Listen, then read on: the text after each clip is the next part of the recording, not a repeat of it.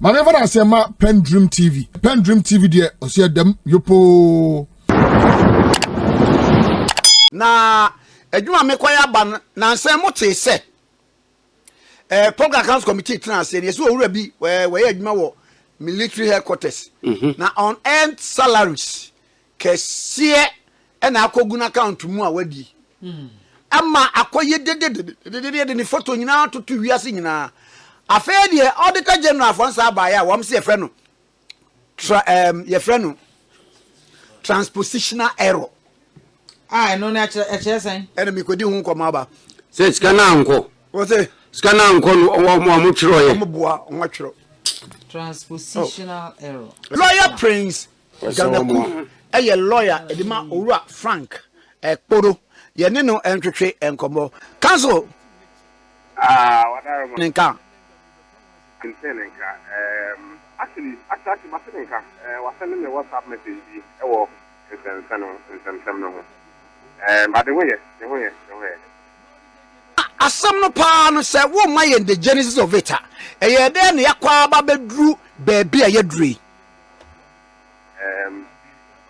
we dey wadaro ma me chi no mu and to say wo dey no oh ba ye kakra Indiana the proper frame kakra I be ni sa journalist ba ko bi ye friend Clement Kuma e friend me client me ka say omunya news say what did an earned salary 487 million, which is 14 million a month for 29 months.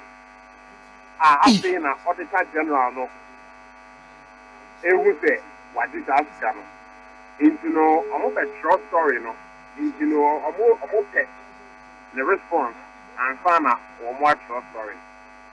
Into the client who say I say we and with that, I saw on a recorder and a recorded conversation. Into it, and yes, it would be fair. Now, I'm commanding you and I'll catch a journalist with that. I say, we ain't me, yes, sir, because first of all, controller and accountant general in the Tianaka. Now, the significance of that statement when they say, on earned salaries, no, say, Ebiana Obi custody leave, and now Obi a Jaya Jumano, and I need to now start a Jumana but zero for any funny deal. Now, almost a deal acco, controller accountant general, and fanatic salary. Usually, that's what happens. What is very unlikely to happen? You need to say, if a barco budget salary, what the bomb, the 1 month salary, or Casawatino, what the bomb MP barco salary for 20 years, or non edges, that's 1 month. It means definitely no. It will go through a bunch of, approval. You know, back to no. It's not paying just 14 million a month.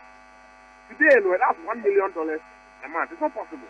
See, you're here, Ghana, Yemen, into the point he was trying to make, and it says, you cannot work on it. It's not possible because my salary comes through controller and accountant general. Now, what do you mean here? Opa. Me pay slips over, make me up what pay slips no at the house. If there are in common is here, in common is here, no, and almost send a WhatsApp message around 3 o'clock. Say, I'm more change, pay slips. No. It's in the client's family, or family, no, I'm cutting on fact, the bank statement, no, for income. But the conversation was had on Sunday with Preciada. Now, Preciada, any working day. I was all saying Monday. Yes, sir. Yeah. Monday now or Monday now or say I'm on day pay slip na bano. 10 o'clock. You be one say 4:36. I publish news and say the client not the 14 million plus a month for 29 months. And I said no, I mean that's basically the summary of it. Okay, now clients no, e dey be man wo ye organ army ho. Ne wo ye den, wo ye soldier ni wo ye den. David now a civil servant. I don't quite remember now or director of procurement. If I'm not mistaken, no director of procurement. Why is now civil service? Office of the head of civil service, Ministry of Defense, Office of the head of civil service, now Ministry of Land. into a civil servant, career civil servant. Na ba say na mo ombehu say say auditor general say transpositional error. Eno no sa bro France say say. Into the more part said say one more type report no. And if you are now over 100 and I order 0 I can 4,000. It is a transpositional error. Into what type of idea and I didn't could see but and yes what is Africa no. Into Auditor General issued an apology yesterday. Hey, council. Obi a we Auditor General and now we admire. You always pay attention to details. Into one person say, "Woman who need that." Sana more part. But mean to not have a cat and audit report mistakes with more and more. I mean, it happens. It happens. Audit report mistakes with them. The international standards on auditing they provide. It is there. So who publish audit report now mistake more. The way I you go about to rectify those errors. It means now it's not possible to say on why a mistake, but for a state institution like the Auditor General Office or the Audit Service, you will expect a higher level of attention to details from them. And so I think it's a bit disappointing that was able to happen on their end. I think it was quite negligent of them for that to happen. But Now, ye can. You in the pictures all over the world. We hear social media handles, so no me the extent of damage, to his person, to his family, to ben close associates, no me more quantify. It's going to me quantify. Now your boy will reach for even 1,000 Ghana cedis. They were wow area bukra. Later your banner can go and there are so many people who even believe. Just your small neighborhood, they can't always conform. Just imagine what happens. Just imagine how a person will feel when the whole country is calling him a thief, a greedy, corrupt politician, calling for his death. And you can't quantify. You can't quantify such reputational damage. You can't. All he has to do is live through it.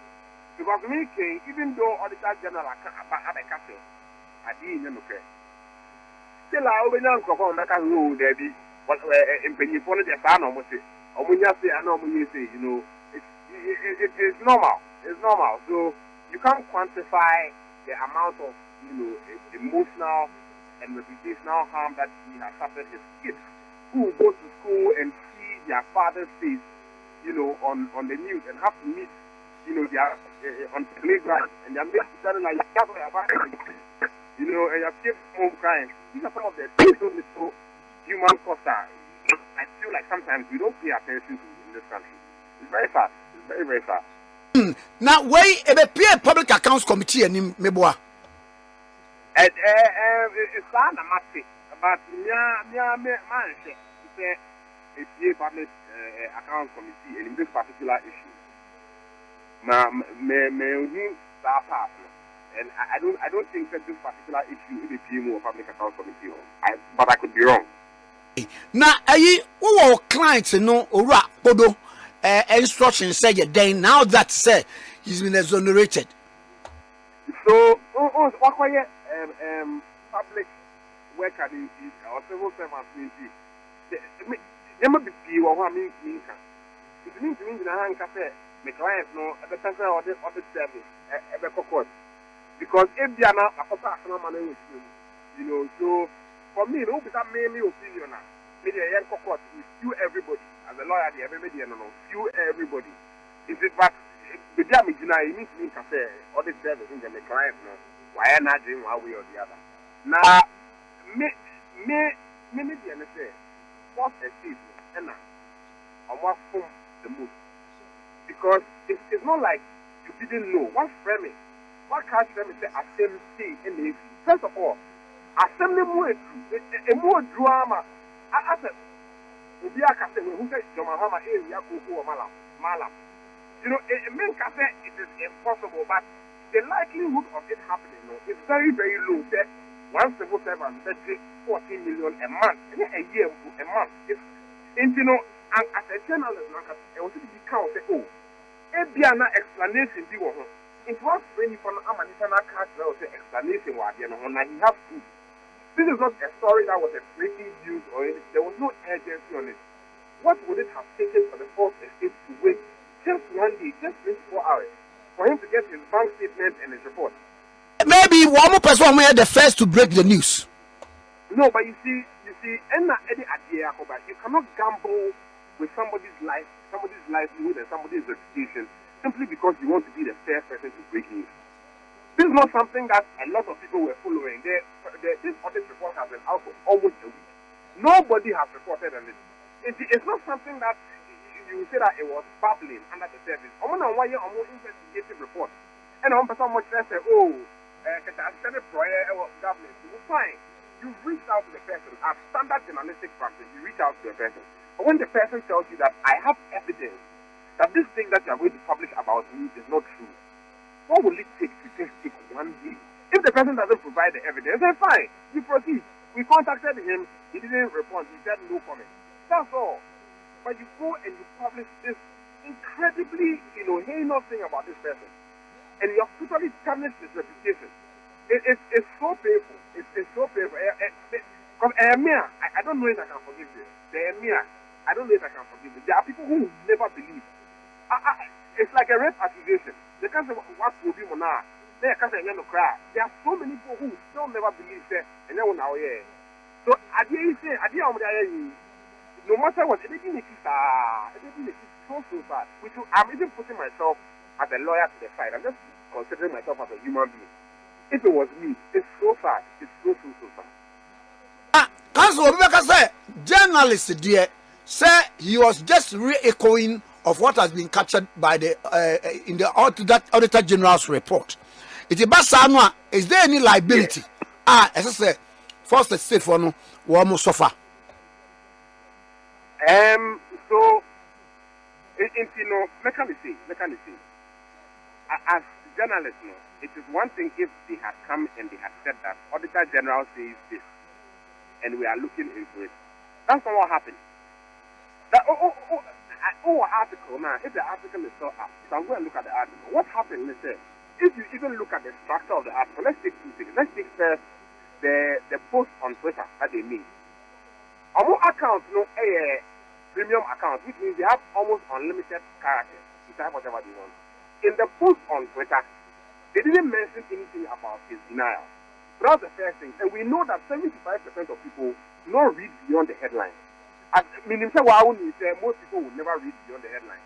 And you already know, so many people are going off just what you have put in the headline. And you have the opportunity to say, this guy has denied it, or this guy says he has faced it.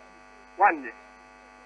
In the article, you start by saying, then you introduce other matters which look like this guy is a career thief or a thief because on your Assembly or Public Accounts Committee. Then after that, you invite experts to come and say that, it's definitely that he didn't do it alone. He has accomplices. So the way the article, the publication was structured, it was structured in such a way that as an ordinary person of ordinary, you don't even need to be like a very intelligent person. As a person of ordinary intelligence, you are left with no doubt that this guy is guilty. And this is what happened. So many journalists, Gary Smith, so many journalists, when the post first came out to say, this guy is guilty. And these are smart people. These are highly intelligent people who looked at that article, looked at the facts, and concluded that this guy is guilty. It wasn't an accident. It was the way that they had structured the article. They had done it in such a way that they wanted you to go away with the conclusion that the guy is guilty. And for me, that's the most painful part. Councillor, many quite IPP department and normally in the district municipal. It's not easy. So, prepare salary and our control accountant general prepare. Now, what will you say? ye ka nipa we nyina bomu a municipal no say na amount ne ye na amount na timi abro so in excess of over 10 million Ghana cedis na obi anka so wa hunu e nwanwa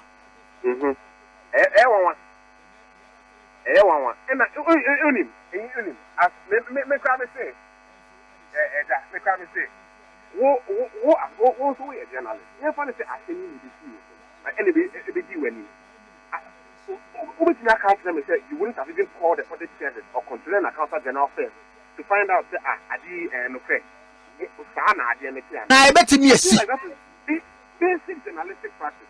So to not do that suggests me that so I'm just taking the totality of the fact that there were so many reasonable things that you could have done that you didn't do. It suggests to me that you had malice in your heart for this guy.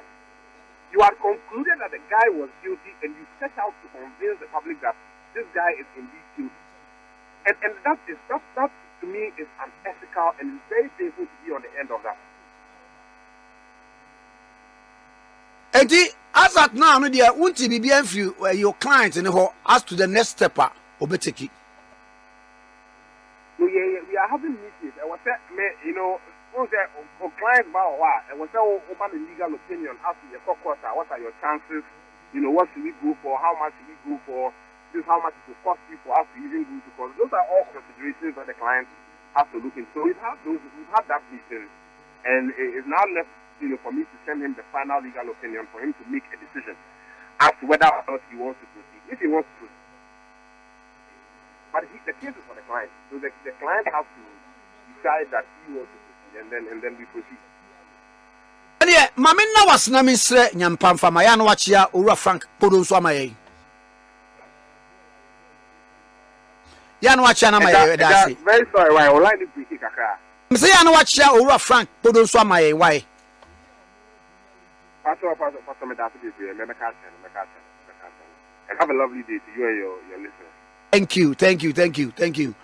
Owura lawyer Prince Ganaku. Wano ena ojina mu ma owura Frank podo. Na nane. Ana So obi a wakatua. Ana yetua obi bi fa controller and accountant general. It's not easy. Say sika bi beba betimi abediu ho. Say month bia na yetua 14 million. Na yehuna 28 months. Na internal audit kura asem ketwa.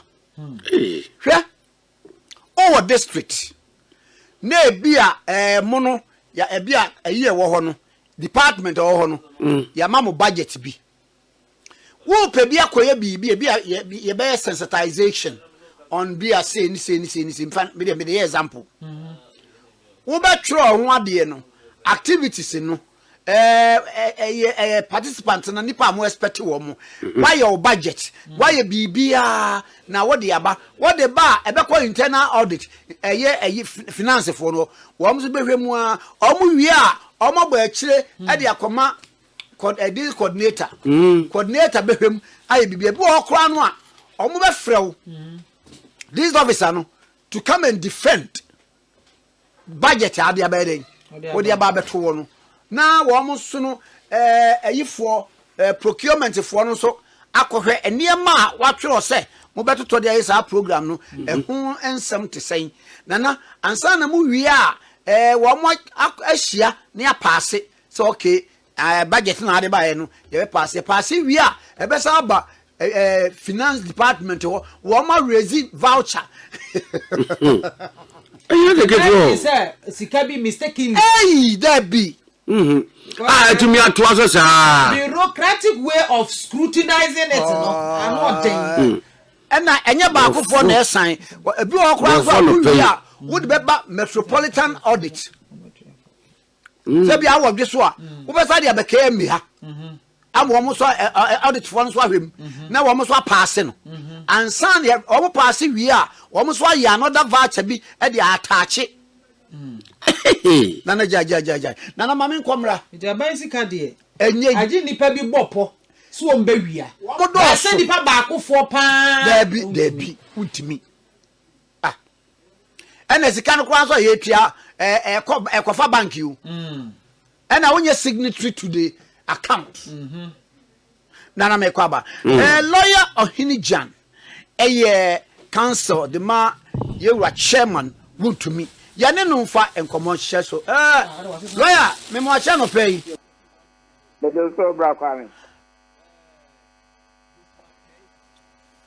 lawyer good morning bra kwame hey wani mani ahinima wani mani ahinima ehu se enu amukọ court ye wura chama would to me asem no na wadawroma edere ne siye yo kwame mensa wa no pay na mensa Ghana de sen so awo tie mo no pay enra ye court no court a ye call na ye court of appeal na adekode a de enkopi court of appeal no ene say sende enra me di kan kire mu no na ya ye interlocutory appeal against the dismissal of the submission of no case on the 16th of March by the High Court judge. It is our interlocutory appeal no, pending at the Court of Appeal. And based on that application, I appeal now, the application Court of High Court says, and can only proceeding at the High Court pending the outcome or determination of the Court of Appeal, no, appeal now, and the Court of Appeal. No. Then this application no condom High Court no ne anyaji High Court no kan say osusu say yende open defense na in the course of Court of Appeal no ebe say appeal no the Court of Appeal the decision by that decision will be binding on the High Court and yende open the defense and or journey case no at the court 7th of May say by 5th of May no now, say witness statement. I person a little open defense. You file a case management on the 7th of May. Now, that decision now, court now, High Court in the say on state proceedings pending the determination of the appeal now, Court of Appeal. No, and the say you better repeat application for stay of proceedings. No, and Court of Appeal. The Court of Appeal no and say. High Court no say on say proceeding enkosi embra Court of Appeal no ebe determination of appeal na ya no ebe bible say e dey na ba so no Court of Appeal e dey your argument no Court of Appeal is to say e won say on fa na no di September e fa appeal na ya pending there na exceptional circumstance the so adia engineer so ka say obviously proceedings High Court no court na agreement is exceptional circumstance no in this case no legal because the open defense no na omo decision ba for appeal na ya no ho a very binding on the Court of High Court to say oje repeat application for stay no tuma enye as you know na kwa me dey still Court of Appeal na we no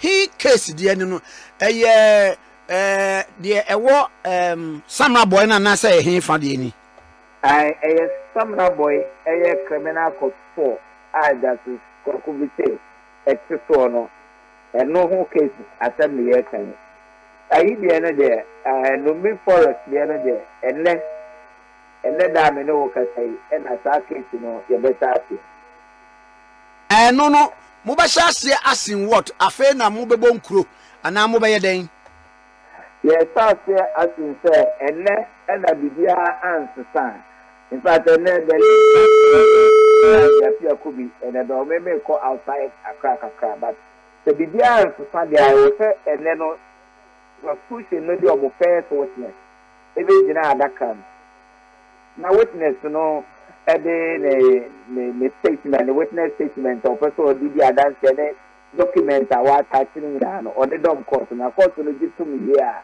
now lawyer and the appeal could be was cross examination nothing of the third prosecution witness. And the criminal court 1 case. see any law me nya ne ko na de besi bia na de nyame so tam ochi wai Kwa Benjamin Kawo. any mesme da ase oya ohini jan council for chairman wound to me ehun sem na aba no cases no say makoko be 4 na wo mo twene po na da nanim na omwo say no omko na de omko nimri forest nso de are you okay na according to lawyer no prosecution need the first a witness ebeba say court says wakwa appeal kura na still high court assembly dey also moto aso no mudi nti enya asem ketwa okay 101.7 mama fa we mfam na fe yem san kwa anim na de wo die ye de ani waje na guka bu no se en sam trophy and the radio ya rocks waje o Kwa me de kwa de kwa me ma consider wo de wache pa sheto etim so nya sheto ketwa ne nam akokwa enya kwa me kam nim se wakokwa na nkum ho consider ni akokwa na nkum ana me say we consider kura ni we consider okay 101.7 in the me pa cho end point to particular Dr. Duboaten say yare biara adokro wo ya enye yie mesraw doctor hwanim so obeba o ma me yare no a na me yare no na bekumi enkunu Dr. Duboaten ti tumi kanebra end point to particular Dr. Duboaten diabetes otu ase hepatitis otu ase pacha wo osabra oba ne be ma mo pa wo no infertility men and women Dr. Duboaten te tell benya kwala hwachi pacha otie be ma wo di bo ania no agye mu ompa so no yare tumi kabra and your friend premature ejaculation any sexual weakness we be men mo ayemre hwema na adwum ne ade tumi kadebra wo wa ni yare eye problems a Dr. Duboaten wo afenye no nko me pacha so wodwonso na se bia kemochimu ansa na aba Dr. Duboaten si tumi kabra eno no dabra na wontimi sa yare hom entu ase hom emfemfiri wo emane nko na honton Dr. Duboaten se agina ho bi me pacha wo ye obi a uti pains bi wo bones wo nkasem bra no won sa yare wo high blood pressure Dr. Duboaten se bra na Dr. Duboaten ade a waye nie wo ba wo de afidie si so afidie ne kire problem no ba bi ewo na afidie ne twaduro de ama wo no ma ne ko obi ani wo de ne yare aba end point homeopathic clinic ese me ko ye no yare na anko da bi gise de wo ma ho me pa cho wo hwe wo nyina wie no ne wo de homeopathy nuro a any side effect de ama wo no ma na eko na end point homeopathic clinic or Spinters Road shell signboard Accra wabi ebo tema kom 22 do afere wajan shako straight to Podi Garden full sound to the clinic Kumasi branch Koron Mabo Angel Education School na chipe Takwade branch no o anaji police station na chipe na Dr. Duboaten se number na efre 0244 86 70 68 0244 86 70 68 0244 86 70 68 0244 86 70 68 end point homeopathic clinic pa charge way Eco Bank sise osika control wa bra so se wan kasa so control osika na Eco Bank hye ode ama wonie wode mobile app bi aba ye friend Eco Bank mobile app ema utumi ye business ewa phone no so across 33 African countries any wiase baabia Eco Bank mobile app no wo be command usika no ankasa watua electricity bill water bill school fees aye mobile money transfers ni ade nyina na commanding your money no actually say you pay attention to details ema hunu ne wo ye nyina odofo ko Eco Bank call App Store and a Play Store, App Store and a Play Store. Na download the Eco Bank mobile app no so ne command usika ene. Eco Bank was say ube pay attention to your own details. Na Eco Bank in phone send you message say for pin my OTP one time pin for my Ghana card details for my and bank card details. There be when you are in doubt, so what doubter, Fred EcoBank call center 0800 00 3225 0800 00 3225. EcoBank, the Pan African Bank. Yeah, Nana Mumiankwa. Nana ya twaswa. We had the worker tell you abaya bia wadi mfiri adu. Edin a ebaya Regina Jewa. Na awosam ne say pompoboni bi afifiri se koku ana manken ewo na dwene ho. Na womdun ko kolebu abaya resabia doctors heye no. Na ba kunu a ehu pa posterior fossa tumor ni bi.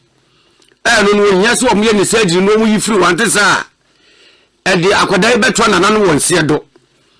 Na yenye surgery yenkotie drum mpani se nwane aban so wonwem sabisika da wo mu hia de surgery no we de efiefo manimu a se na wo fo kura de mfirisia pem na ye kura no a wo mu ntumi nya sika ne ma na so mra akodai wo fa bandan ekopie mu ewo Ghana Gold Board ditu penifo nim se de abani ato de ade pass wo manfo mu wanji mu a wo mu nanan wo mu bai 10 years akodai ya obefrim nana wo mu de asemi koto Ghana Gold Board nim no e company fo akoma bisa se sika sen no mu hia emra wo mu boys kan so no so eye sika de na so se sika wo pa na bambo wo be fa akodai akode anya ne fenyam sika no nko enti 86,454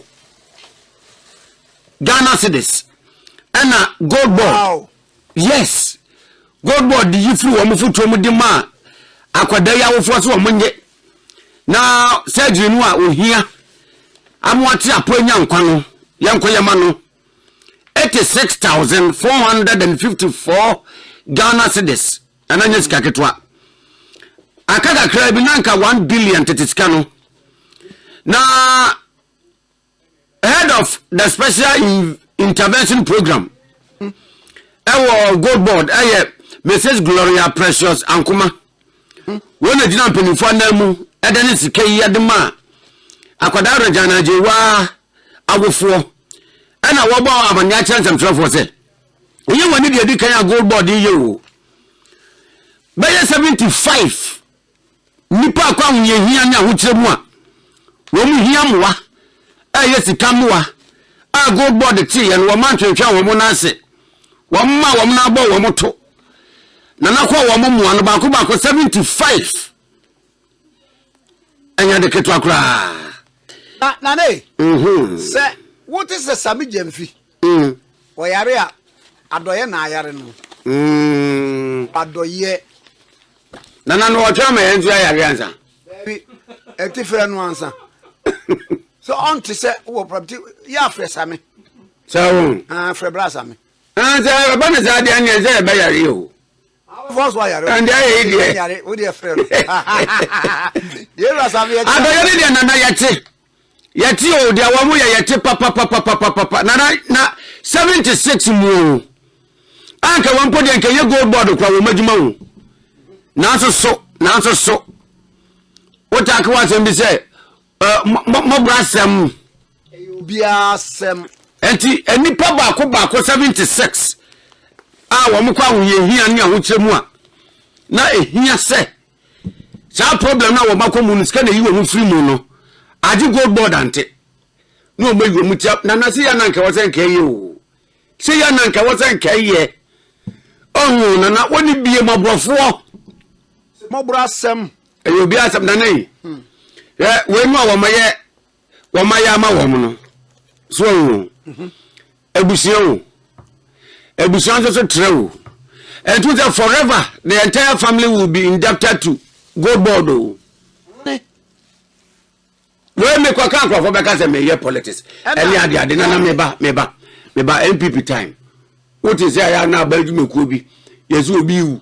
Omako Chamano. yezu obi a yezi o magoji amano oh baby sabre no na nipa no dɔɔso nti no na ya nti won that's it ay pizza cry e kon do kra Ghana de ne nye de jese UK na be de na who present ya ma okay oze but pizza from UK on nanande mebusa and as I dey can Spain asem baby e friend no baby ho Spain e Germany e France e Finland e ever Togo e nana yes okay ka baby e say Thailand and so e oh yes na Thailand and Singapore na emu de why na wo say wura o mani mu a Singapore ai Thailand wamo ebe kire oniema bi a wo be ye no wo kuro nma ye be kum nana asa adukudenti asa mani ko boss na me kai o then wo maja wo be sia wo say no ma form be oh yes form no wo dan here kira oniema no wo ho nana ewa if any placid Nigeria no nana ya tinu wa Thailand o ya tinu wa Thailand nana cocaine eno de wonya baby afa ne cocaine na nkwafa se Thailand o de memza ya okasa onto o bo Thailand o amane no na wo kan wa sam na jama wa tansu ankona sum awa de cocaine ko yo overlapping e wo Thailand and say wo machine Bangkok post and a truck crowd by say Metropolitan Police Bureau Chief Police Lieutenant General Sayam Bosum and odi adumani ma wo mo che no Nigeria ni the cocaine ko fa hwe wo mo ha adwini o na say Thailand uni mo pa na tunim solom soy David oh no mo che no oh biamzi enye ni ba to ade nchin da bi ni mo da ma enye ni oh eni mo nana SILOM silom na watintemu na silom SOI na eswai silom soy one no much no 27 grams of cocaine and about for no dey overlapping afa Thailand ho na obeda dia ye bags na eko cabin ho ni nyina was scanners e wo bibia see this time no pa nana biam se beto aso nana ade bi ba Ghana ha menim se mo wira fia obi akwa abrochire no person okọ these guys in ho a was me di jamfi o guys former President Rawlings okọ o ma bi so am say okọ hospital ye busa me so the charge Paul Jamfi adievo abaku bi so kwa o si Jamfi na Jamfi no ha ayedan maybe edin abrafo ni timi bo no ena ba ku so ni din ye mienu yi so fu ai onu si di Jamfi ada edu Jamfi ni ana nkofo osura ana na meyi wow sister Jennifer Queen for you know NPP were not that wicked. Why?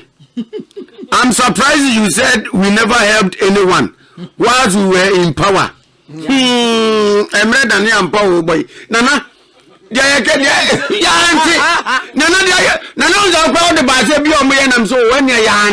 Jennifer will get it wrong. And NPP as a party. Government institution. ebra na MPP wo power no government institution bi etimi ye bibi saa na not necessarily say be a MPP as a party dabi na ewunim say ayaban no na ye ka say aban adwumakuo ben na woni say boy so ye brofo boy boy any ya ben boy enye boy ya ba meja ya boy jai baby yes fiade na mnimade Debbie, no, these are some mammy and Fanny. Oh, Debbie, pull you legs again. I pull me legs, pull me head. And you're one of the adulterated a year, you're free abroad. Yeah, boy, oh boy. And the and the Abiams at your rooms in Wadaho. Now, yeah, Casse, government institution, Bay. And I'm people.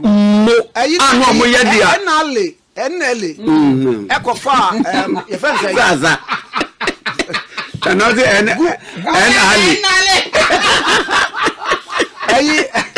almost good causes by good causes good causes project now we yeah when we see be a janai be a community center near the da bi no ye no na ye ka ho na ye ka say individual bi to say be as adia ye papa Ibrahim Mahama obi on ma kidney ohia kidney transplant na say kra abo obi $800,000 any hu ko ne ba that are nine people power na say afo ni ya no mo ho but yan say that think say be a this government institution e be a Ministry of Finance nipa bi akodwan to am say be a ne ba na say be ombusuani bi ohia sika de akoye say one for yata pick it in program when view bond kura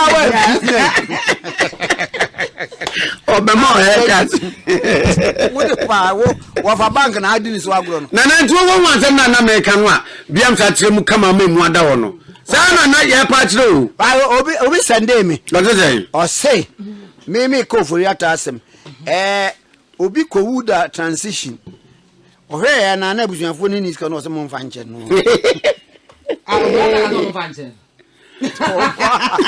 let's no so papa nana we nya individual asem o a government institution be a Ministry of Agenda na ebia akora bia rape no na ne maame akoho ma as a rapist ne ya fa ne ho adi ye ko ye se bia akora na wodi asai na wodi apro ana bibi nti ye ko ye ne se ye ko ya wodi akofa complications edu ohia ebia $50 million yes ebia akoye nanka wakọ gender ministry nanka gender ministry ahwe o mo confess no o ma yi 50 million seje ye hu bi sa nana ke o se nkomo me this is the first time nana ke say the Obas national organizer Obas national organizer na wonti o de o very dear ben o say ade na ye kan ye nya kan onu no say he was buying fufu for many people for the Obama enu free say enu ya do ye na bi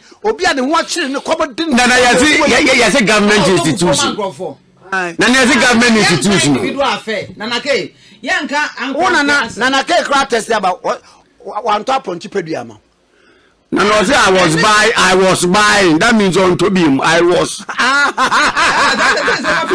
Daddy he is buying he was I said he was I know the individual affair we are state institution na Yoruba omi asenya me ya wadom na wasama utumi ni biemu a mo abanda da no e ba ye koye no nipa bebre wo a mo ma wo mo posu a wo mo nko an edidi saa aban free so no mo an ye hu wo mo bia bi wa me ja ka no mo ntie na wo ba wo mo abre no mo mo bindi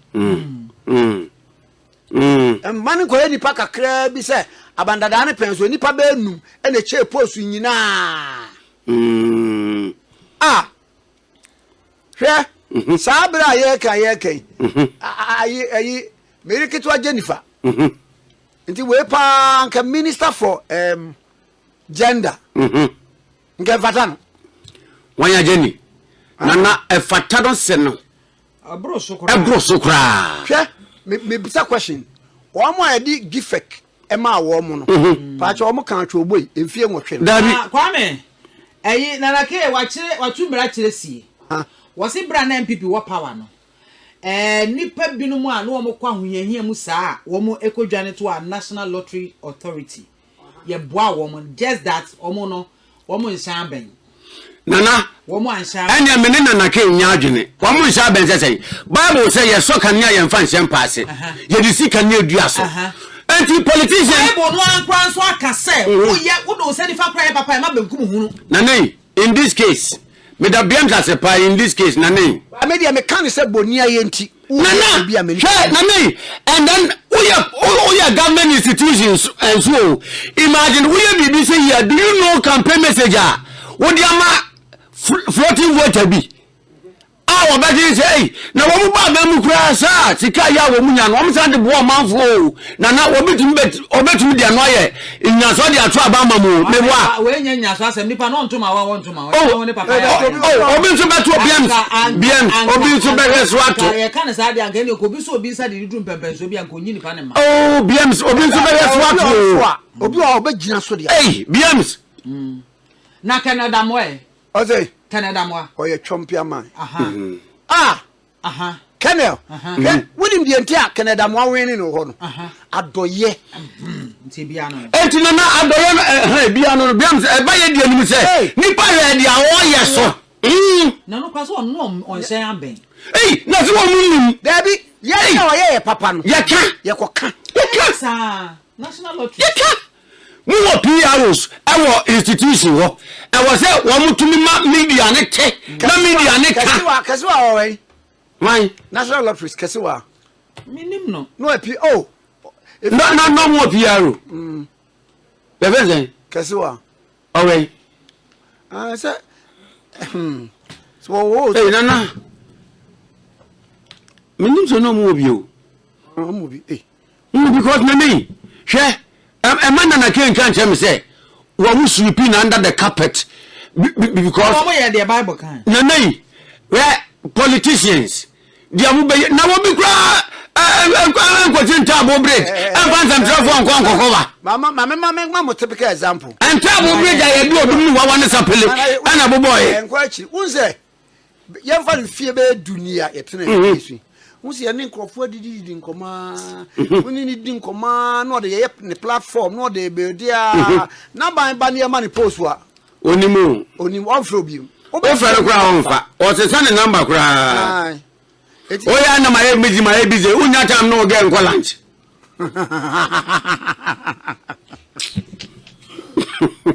asema kura enti nana me de bibi nti nipa bi wo a oni omu edilia te say de wa ya ade no agi receipt na yon na ena we nu a wa moye no na nei minimum say gold board di akoma mu fan ye no mo de ye adwemu fan na no mo de ye wa mu ko nipa moa ebi kwa na yi wa madwena kura say na nei wa mu ye we to score political point view but nipa no a wa ma ya ade na ma no eye dia na se nipa out of 10 9 ama ba ko kura beba ba ko beba obeba ne say to o ma ye papa mo no mo friends ensajo function wana o da me pa je say on be di adansi die na sem na make yin that's the no kan say obi so de be yin na so de ato aba no te say kwatafo du no so de 9 kura na de waya mo mo na nyi o mo fe ento mo fa yin na so nto a ba ku bi wo mu a nana o de beka say because nana minimum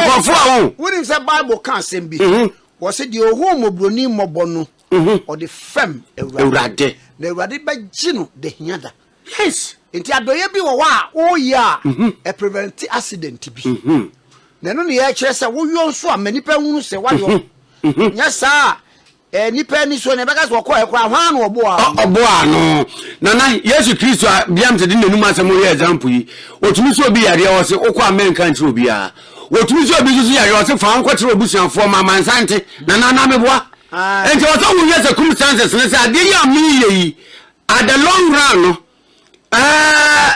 fa so ben ene benya wo aban no amewo mu nana we na ye politics no eka ade we kura de be bia nkeda pa ye gender social protection and then yeah Ono ma me no tesa asem bi asiam na ka bi kurada. Ma e wo bi. Fa ho ben. Aba wo bi. Aba wo bi. Obi. Ana nkwan ko wo dwaso kwa mu wo yantene nka no. Okasai. O tene nka apede. Ana eyi yeji. Okasai. Okasai. Okasai. Mo. Ah. Bien ka je. Okasai sen. Ye be si ati do kan. Na o helu so. There be a statement. Is your statement. Statement no everybody. Ya muzukuru.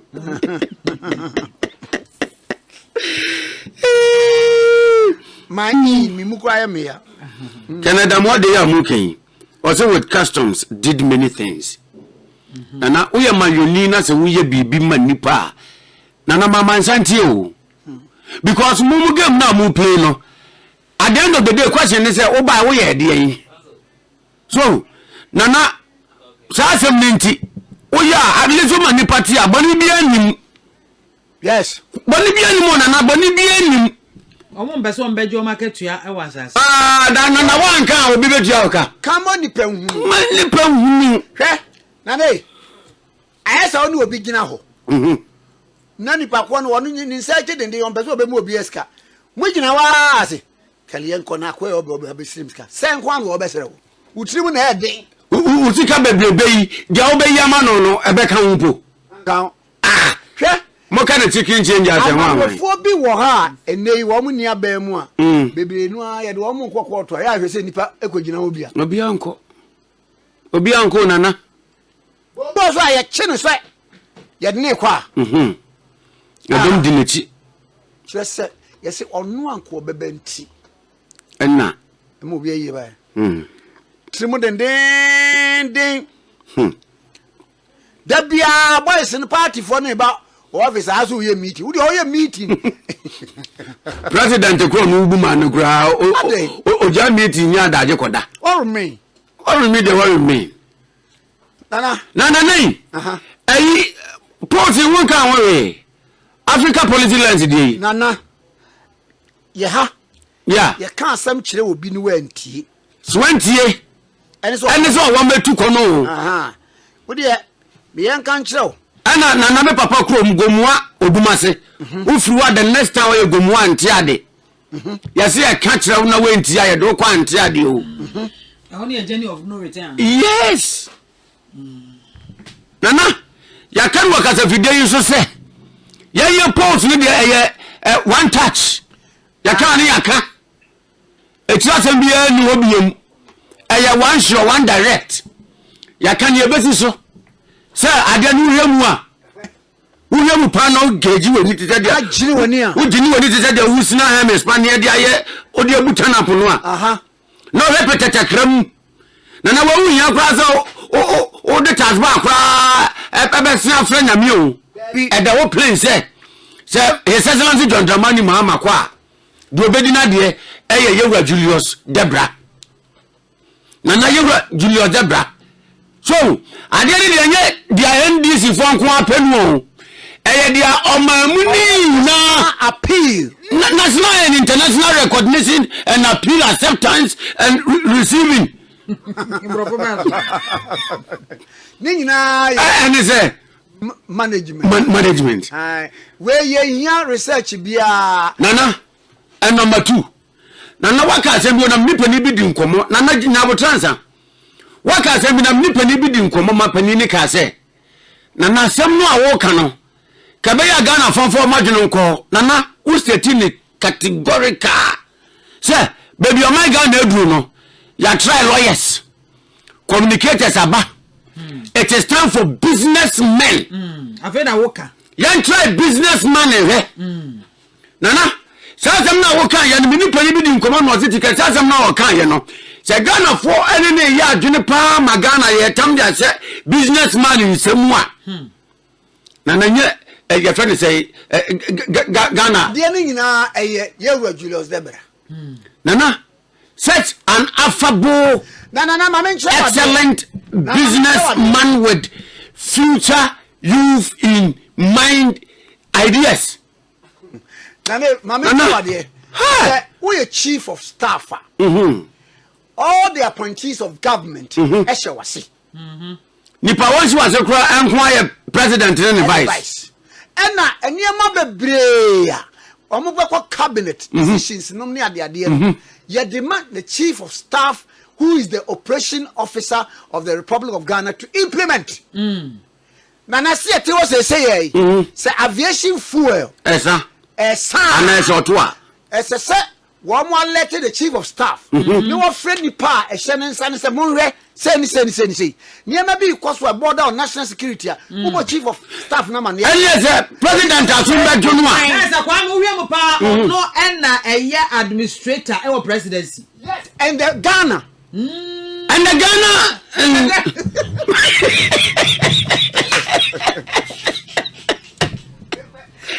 because now when you say obetimi I reprimand you ono ko ani nipa otimi reprimand ministers wow yeah yes ono check obi a o ono be kan na bibi wo wa ma warning wa president amane enti dey magu wo kwa new president ono an solve another means o play supervisory role yes across board o kwa afei he is the gatekeeper of the president baby wa president ne kwa chief of staff no be kan say ehonye ntimi ma wo nko just only who as a chief of staff no and say we are well versed in every area of the government and pay what to say no information be a ekoso bia I was so unim no one want my president briefing and yes I will briefing keke solutions to problem na wo mu no the president is as good as his chief of staff. The president benya asomdua agina chief of staff so. President be perform ye agina chief of staff so. Obey president. When obey president. Sana tell no obey president.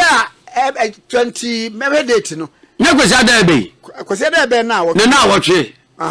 And now birthday Thanksgiving service no. Yes, now when you I PIWC Transaco. Yes. The Benzumla in office no.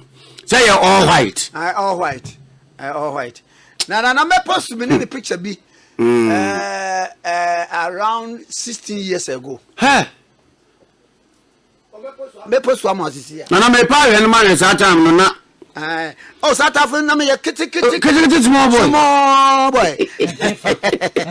Eti chief of staff, you regular zebra, obedi president. Oh, obedi. Yaka. Obedi dodo.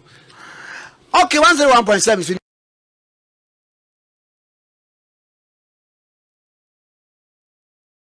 Yankwai lawyer Godwin Eji Tamakulu MPA boss director legal NDC ene no ntwetwe enkomo kansa me mo achia no pay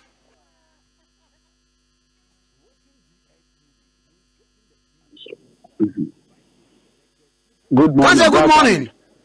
Welcome. Good morning.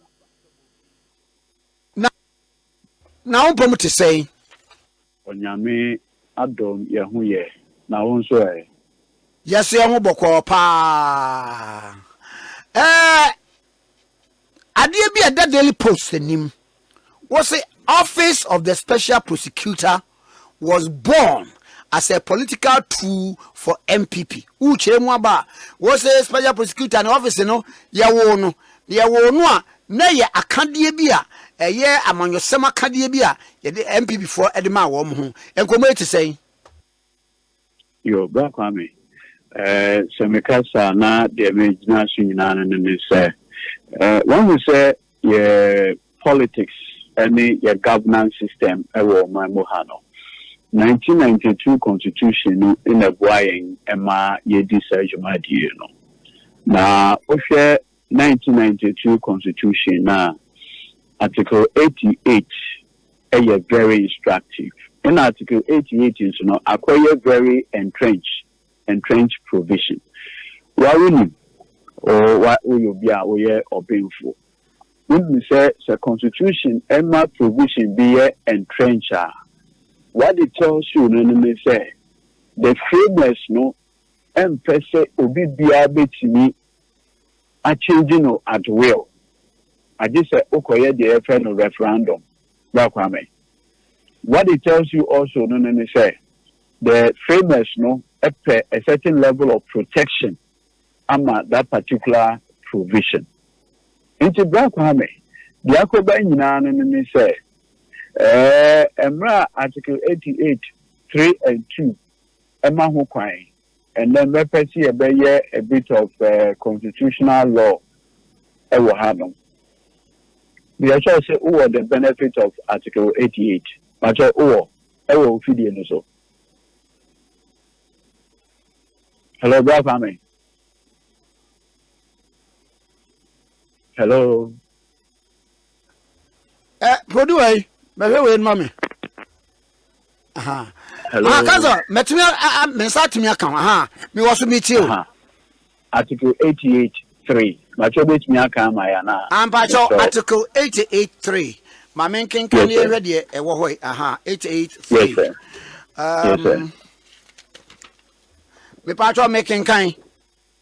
Yes, sir. The president may, acting in consultation, sorry, No, 88.3, number 88. 88.3. Yes, sir. Or say, the Attorney General shall be responsible for the initiation and conduct of all prosecutions of criminal offences, with emphasis on shall.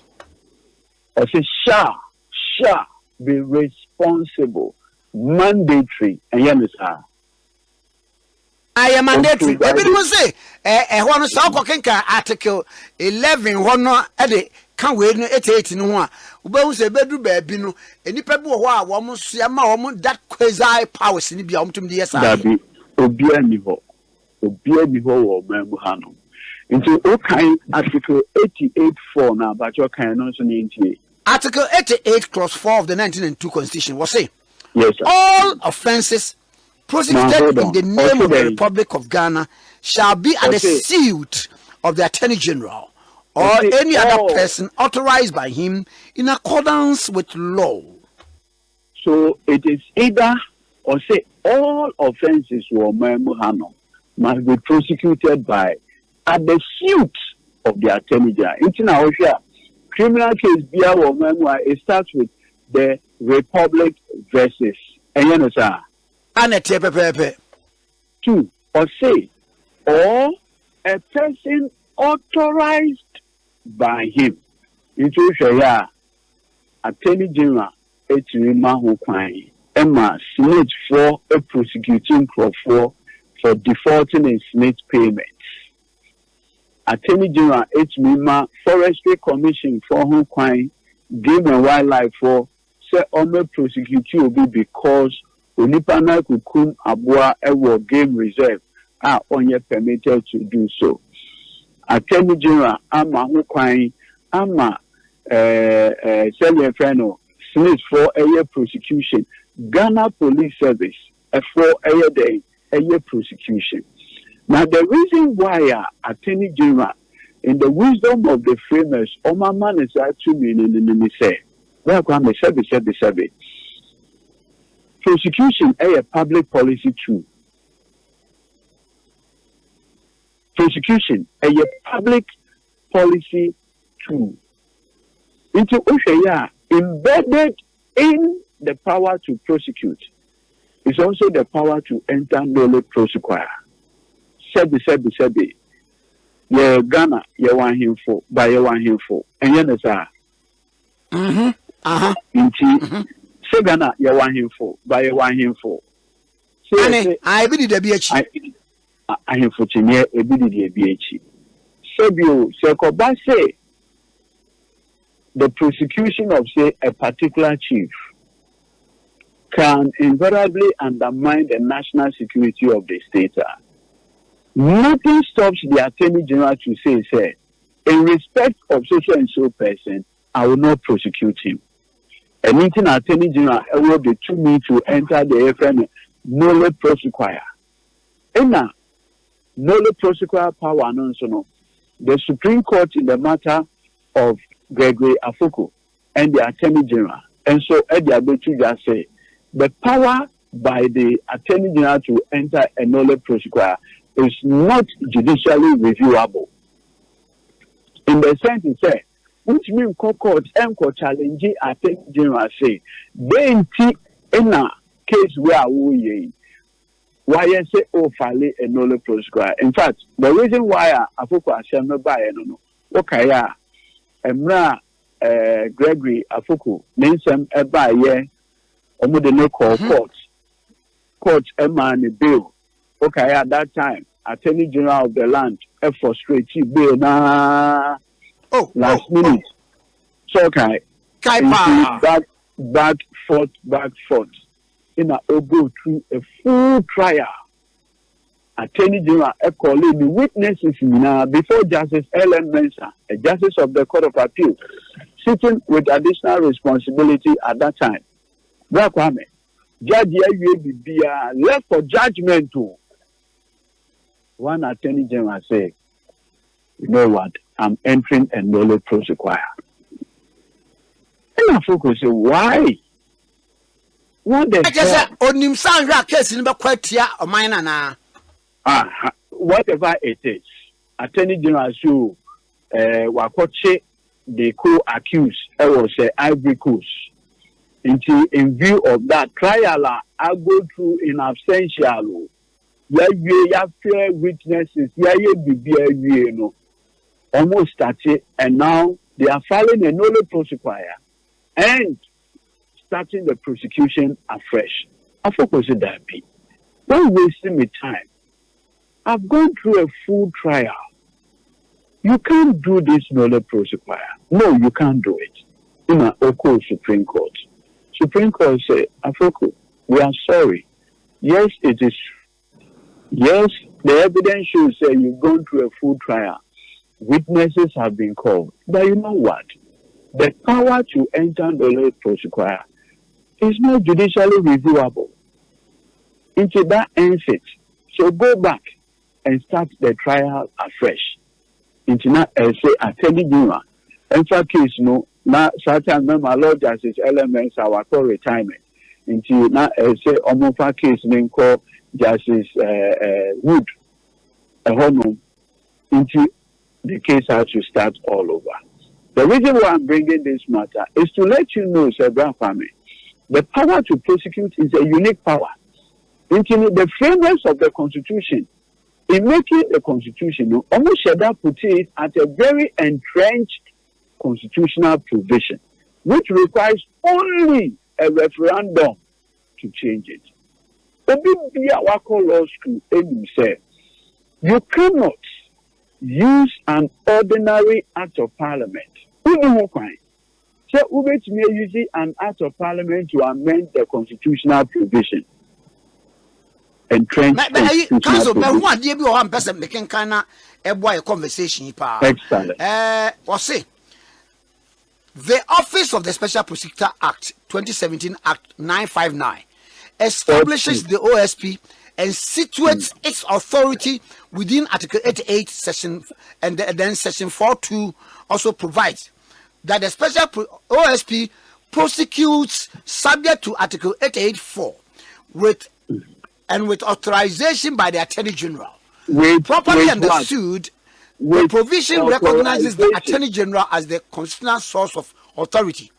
It does not require that authorization be case specific. That form is supplied by 959 and its subsidiary instruments, including LI 2374. Where are you to say? Complete misunderstanding of the law. You see, OSHA, the Criminal Offences Act, that's what you need. The Criminal Offences Act, Procedure Act 30. OSHA, yeah, there is an insertion in that provision in tandem with Article 88, where the Attorney General is seen authorizing the police to prosecute on his behalf.